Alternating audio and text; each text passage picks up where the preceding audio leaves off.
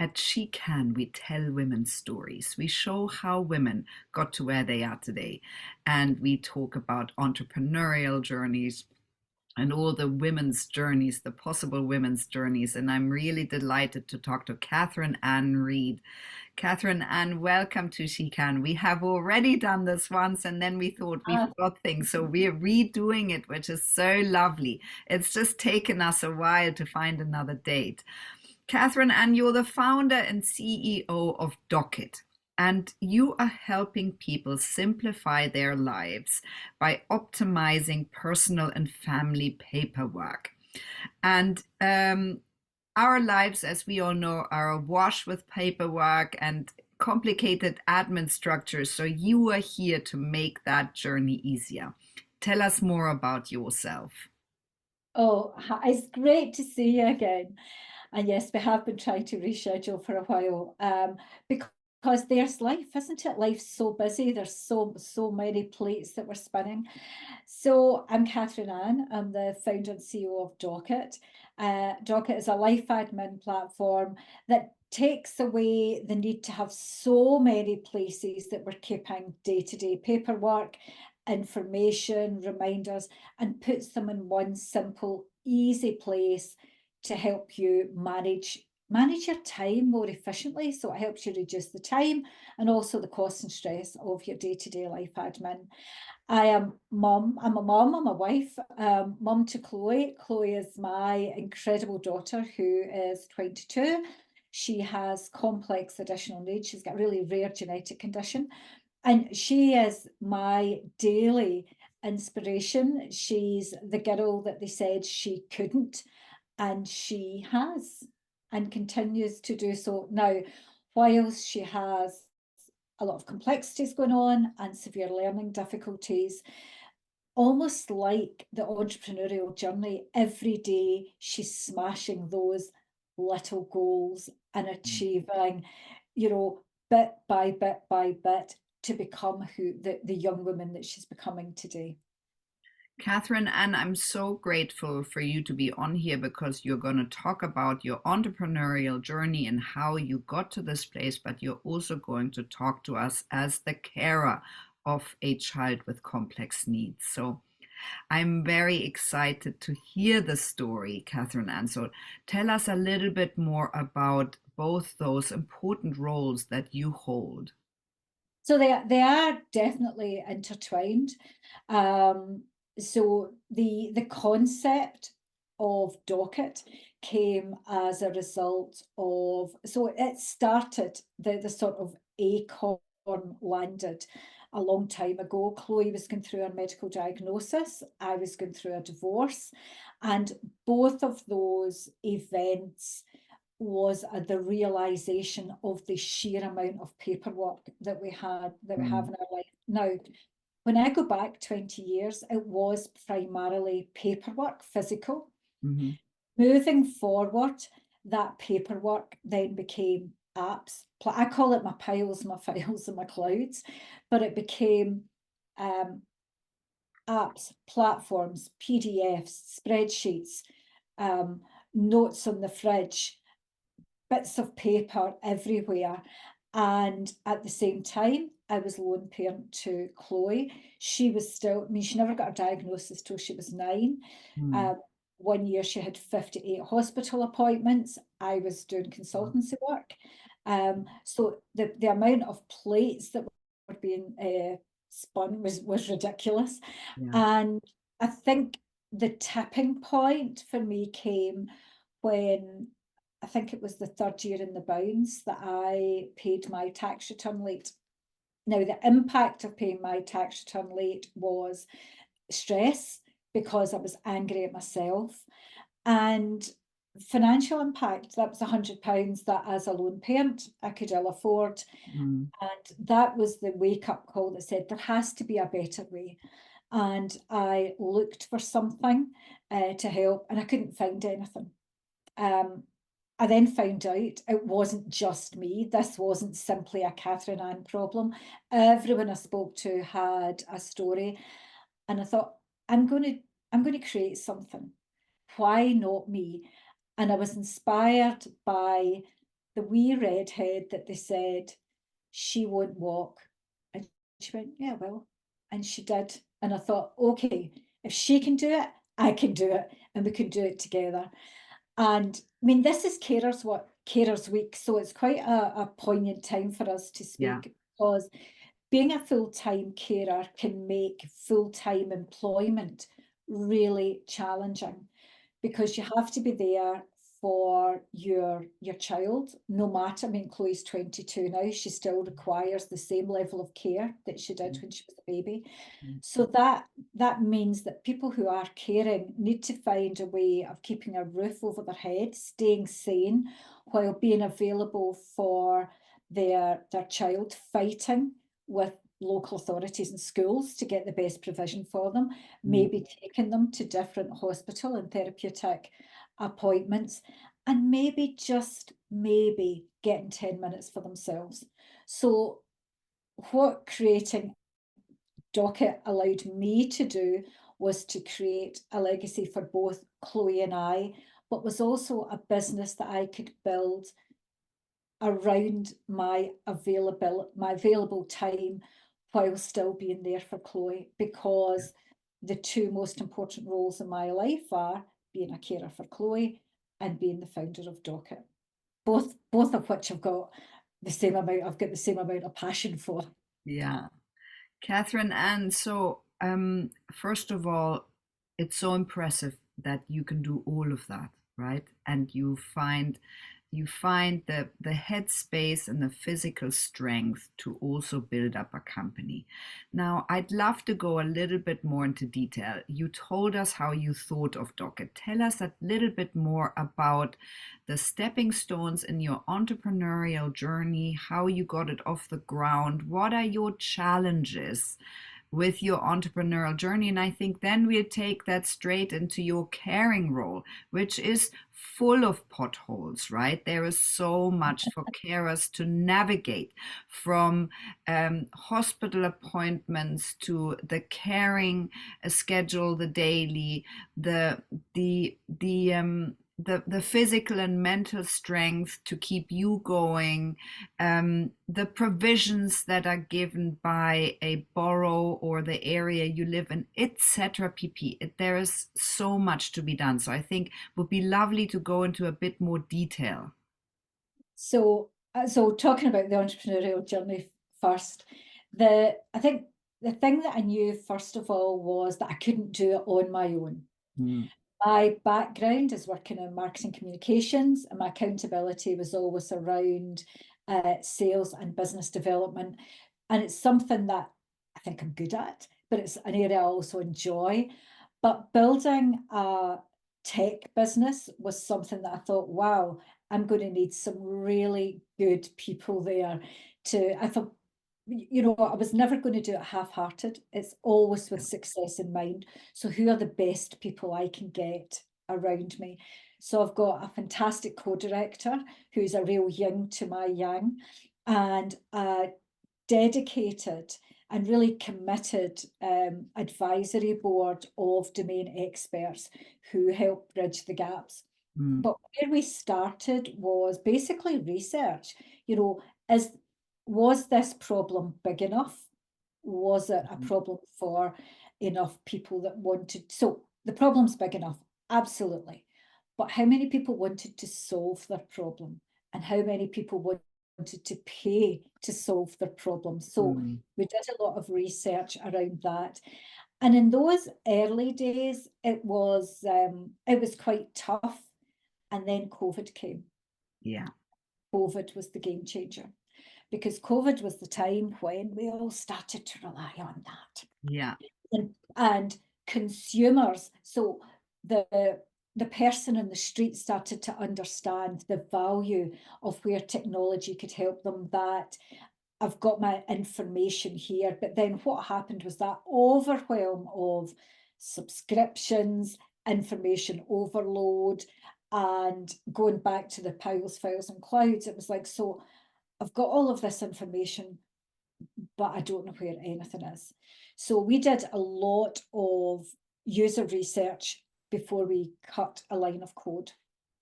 So we worked with got our research together. Uh, 2022, we engaged a venture builder and we worked with them to do a discovery phase.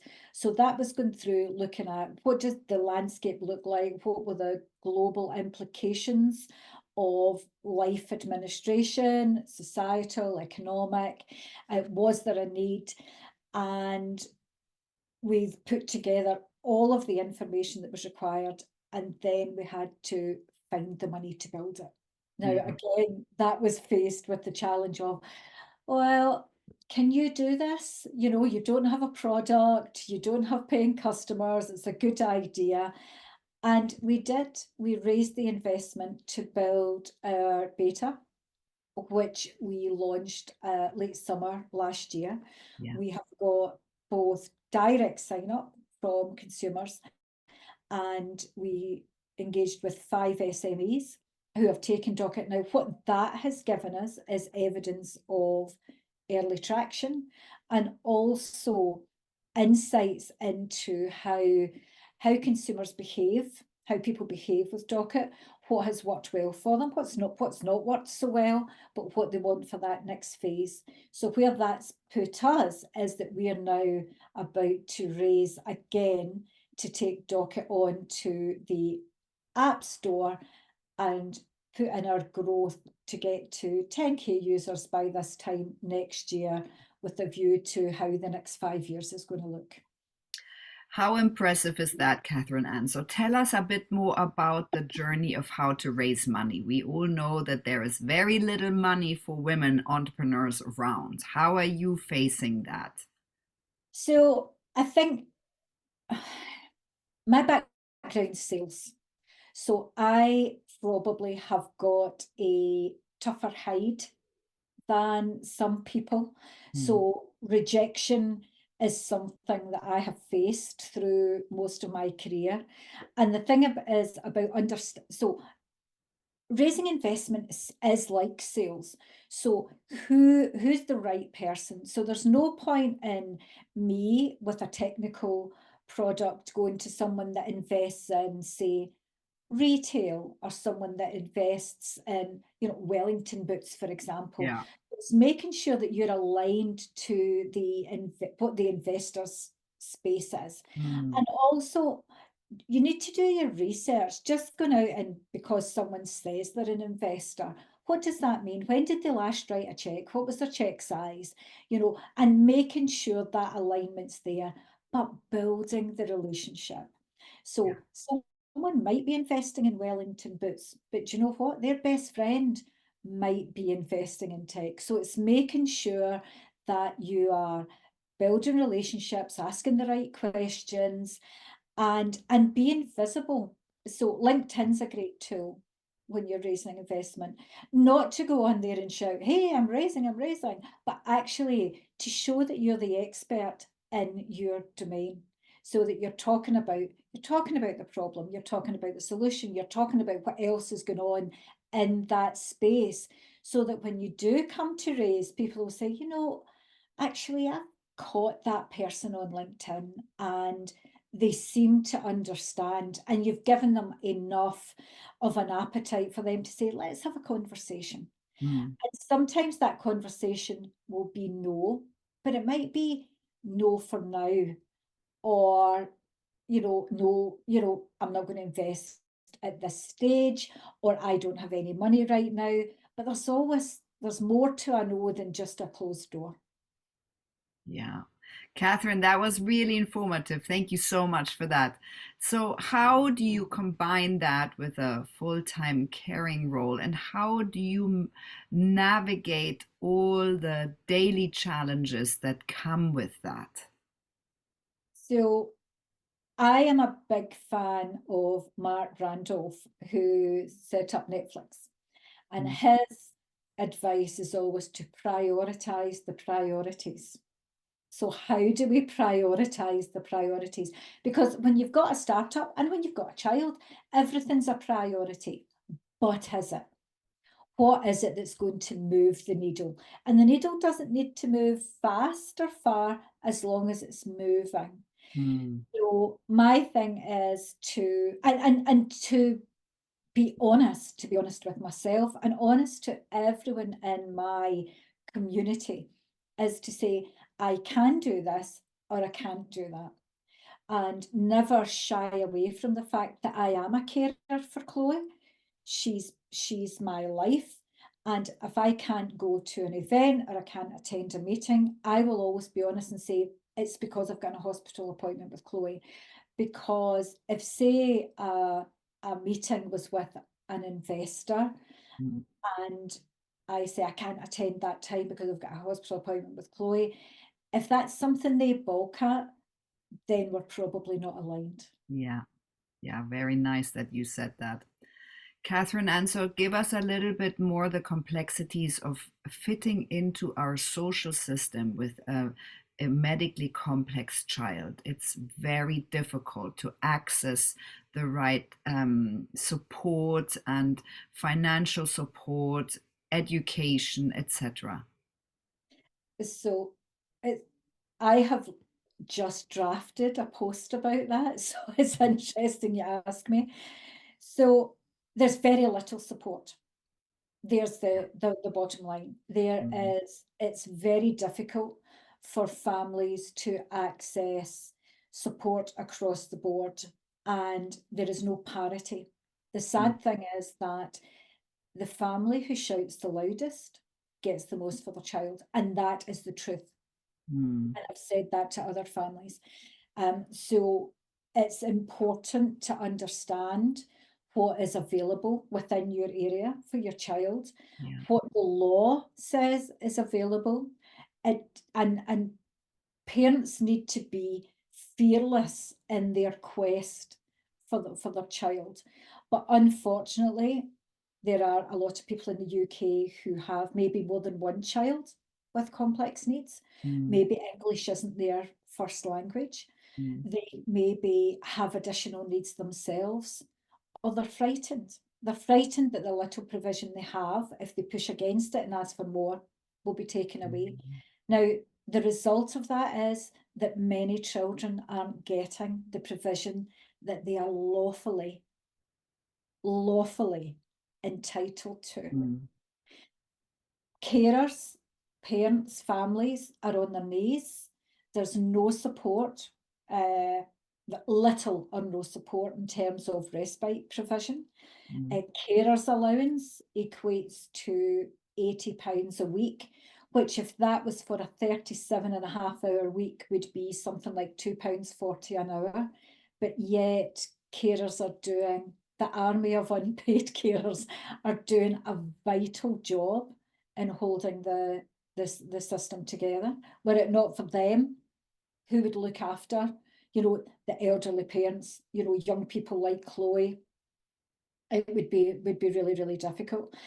And there's simply not enough support in our education system for the number of children who have varying degrees of disability and additional needs, from hugely complex through to mild learning. Every child is entitled to and deserves a good education. And I think we all can do better. We all, as a society, can do better to embrace that challenge and look at what we can do to help. We talk about what we want the government to do, but we as a society need to do better too. I couldn't agree more, yeah. Catherine, and so what would you like to see happen in the next years in terms of more support for your child? That's a great question. And it's something that's always at the front of my mind, because as Chloe gets older, I get older. And there's not a lot. So within our local area, there's one day centre which goes for children from the age of 18 to 8 up to adults of 80. We would not accept that in a mainstream environment. We shouldn't accept it in an additional needs environment. So what can we do to change? There's a great initiative within the fintech space. I don't know if you've heard of this, called Project Nemo. Now, Project Nemo is being led by a chap called Chris Foster. Chris is autistic. He has Down syndrome. He is awesome. And he and a lady, Joanne Dewar, they are leading the charge on Project Nemo, which is about how can we create opportunity within the fintech space for adults with additional needs. And that through accessing products, but also employability. There's been a project that's been put together by Ernst & Young in Southern Ireland, which is about accessing education for adults with additional needs in the learning difficulty space. So there's trickles of light starting to come through, but we need to stop thinking that it's good enough that the local cafe or the charity shop offers a Wednesday morning or a Saturday afternoon for an adult with additional needs and that they are doing their bit. It has to be corporates where they've got the might to change how society behaves.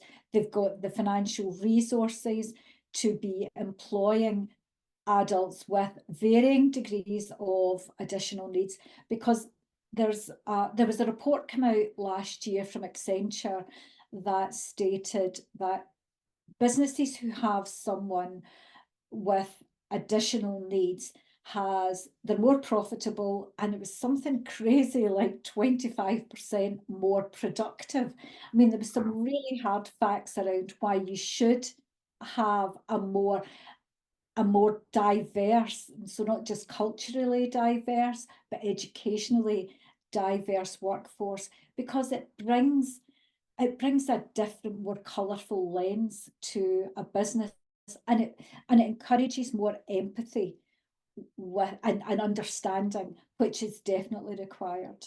Yeah, I love that you mentioned that. I read that report and I just thought, why, when the bottom line is so clear, how come we can't translate it into systems that work better for everybody?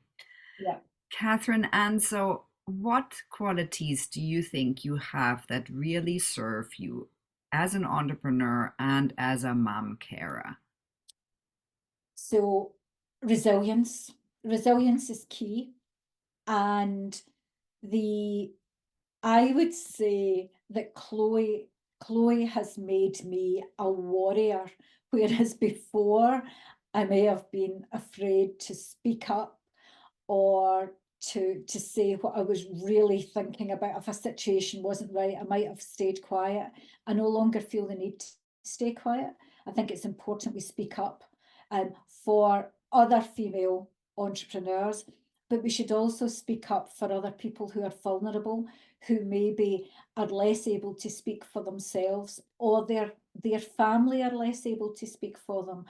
We need to speak up and stand up and really be counted as a society. That's what I think I've got those qualities.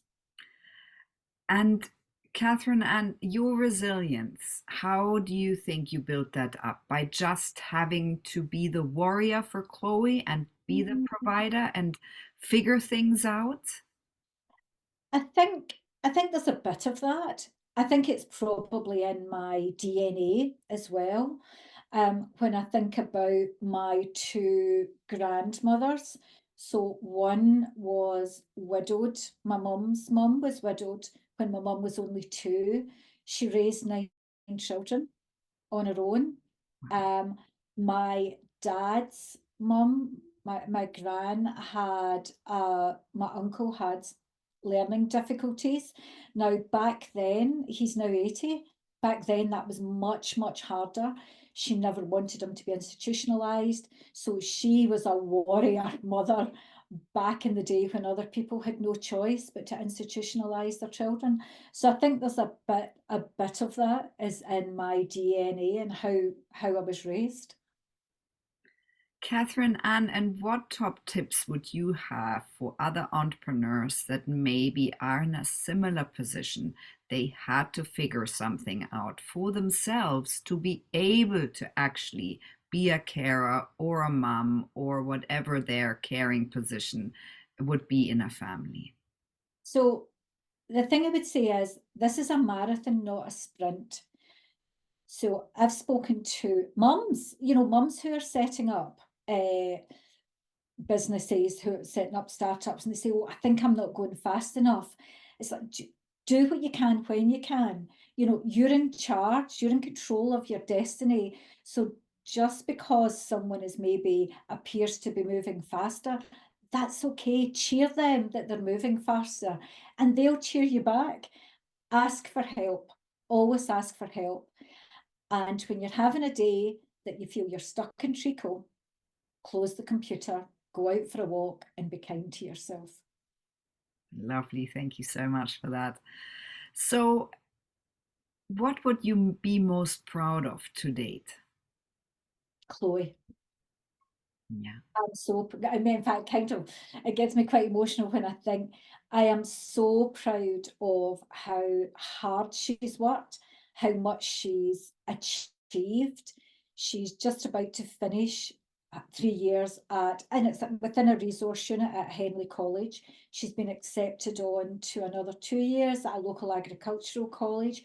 She wants to go, she wants to do well, and she's an absolute delight to everyone she meets. She's inquisitive, she's curious about life, and she doesn't allow her physical and cognitive delay to hold her back. She's full charge where she can be, and I am incredibly proud of her. Yeah. And so you must be. Catherine, and so what plans, goals, um, sort of things have you got in the next years? Where would you like to see yourself in a few years' time?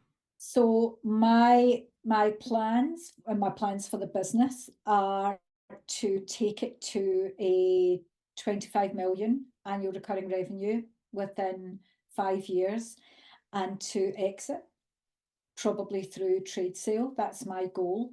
Mhm. And then my bigger goal, because, because I've always got another plan, my bigger goal would be, once that's been achieved, I would love to set up a trust that would build a community for young adults like Chloe, where they can live, where they can work, and where they can be cared for together. There are communities like that. There's one Mm. in Scotland that springs to mind, Hansel Village. And that's a goal of mine, because I'm not going to live forever, but I do want to feel that I can leave my daughter in the safest of hands. And if I can build this business, exit it the way I've got planned, then we're on a good trajectory to make that happen. Yeah. Amazing, Catherine. And thank you so much for talking to me today, for telling your very inspiring Thank story that really has been come about by overcoming daily challenges. And so it was great to talk to you today. And you too, Steph. I really appreciate you having me on. Thank you.